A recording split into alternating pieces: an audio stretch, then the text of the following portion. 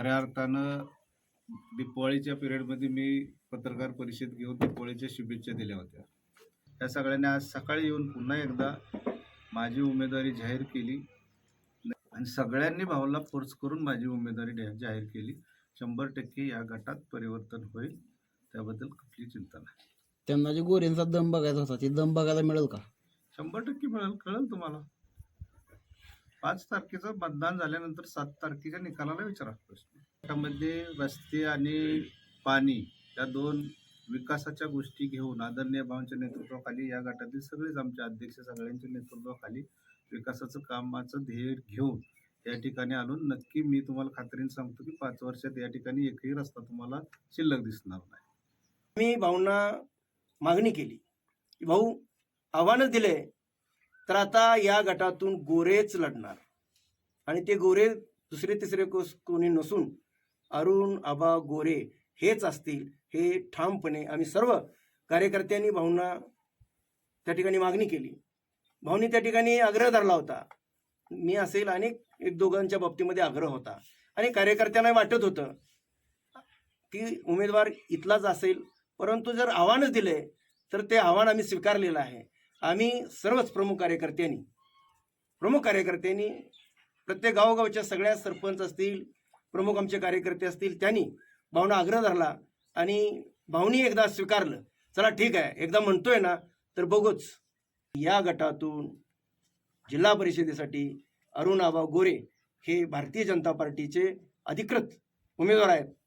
उमेदवारीच्या बाबतीमध्ये आता कोण शिवाजीराव शिंदेला कोण फोन करतोय, कोण कुणाला फोन करतोय, कोणतरी चुकीच्या बातम्या उमेदवाराने आमच्याकडे खंत बोलून दाखवली, आम्हाला डावललं जाते. कुठल्याही उमेदवारानं कुणीही खंत बोलून दाखवलेली नाही. या ठिकाणी अरुण आबा गोरे उमेदवार असणे म्हणजेच आम्ही आहोत. या भागातल्या कुठल्याही कार्यकर्त्यानं ज्या कामाची मागणी केली, कुठल्याही विकास कामाच्या बाबतीमध्ये कुठेही आमचा नेता कमी पडणार नाही, आमची पार्टी कमी पडणार नाही.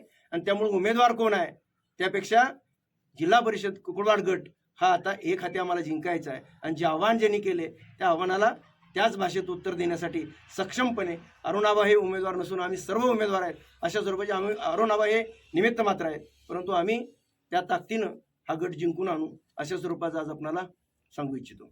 धन्यवाद. धनगर आणि माळी असा वाद या ठिकाणी दाखवण्याचा प्रयत्न केला, परंतु मला एक सांगावंसं वाटतंय की बहुसंख्य माळी समाज मसोडमध्ये असताना देखील आदरणीय भाऊंनी त्या ठिकाणी इच्छुक उमेदवार असताना देखील आमच्या धनगर समाजाला त्या ठिकाणी उमेदवारी देऊन खरं तर आम्हाला न्याय दिलाय. त्यामुळे आमचं परम कर्तव्य आहे की या ठिकाणी आम्ही देखील त्याची उतराई आम्ही येणाऱ्या ह्या निवडणुकीमधून आम्ही धनगर समाज त्या ठिकाणी करणार आहे.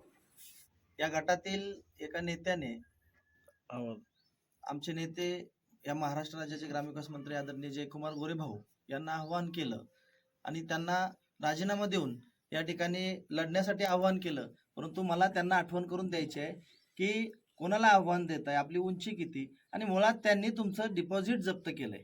2014 साली आपलं डिपॉझिट जप्त झालं त्यांच्यासमोर. तुम्ही कोणाला आव्हान देता? आणि आज ते फार मोठे नेते ते त्यांनी आव्हान केल्याप्रमाणे आम्ही आताच आमच्या नेत्यांनी सांगितलं की आमच्या गटामध्ये इच्छुक उमेदवार होते किंवा भाऊंचाही काही आग्रह होता, परंतु त्या ठिकाणी जे आव्हान त्यांनी केलं त्याला उत्तर देण्यासाठी काल आमची या ठिकाणी बैठक झाली आणि आज पुन्हा एकदा आम्ही त्या ठिकाणी भाऊंकडे गेलो.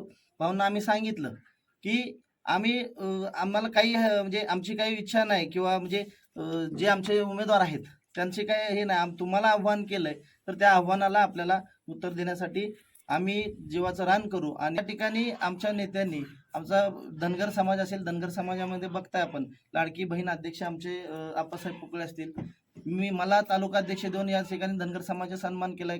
काल गेल्या महिन्यापूर्वीच आपण बघितलं असेल मार्केट कमिटी चेअरमन म्हणून आमचे ब्रह्मदेव पुकळे असतील, त्यांचा देखील त्यांच्या रूपाने धनगर समाजाचा या ठिकाणी सन्मान केला. आम्हाला भरपूर काही या आमच्या नेत्यांनी दिलेलं आहे. त्यामुळे धनगर समाज कोणत्याही प्रकारे या ठिकाणी नाराज आहे अशी जी अफवा पसरवली जाते आणि समाजामध्ये जो तेढ निर्माण केला जातोय ते त्या नेत्यांनी थांबवावं. आज या ठिकाणी अरुणाबाची उमेदवारी डिक्लेअर होते. मला एक कळतं की कुकुडवाड जिल्हा परिषद गट हे नुरा कुस्तीचं मैदान आहे असं आजपर्यंत आम्ही सर्वजण ओळखून होतो. आता या असणाऱ्या अरुणाबाच्या उमेदवारानं ही नुरा कुस्ती काय होणार नाही.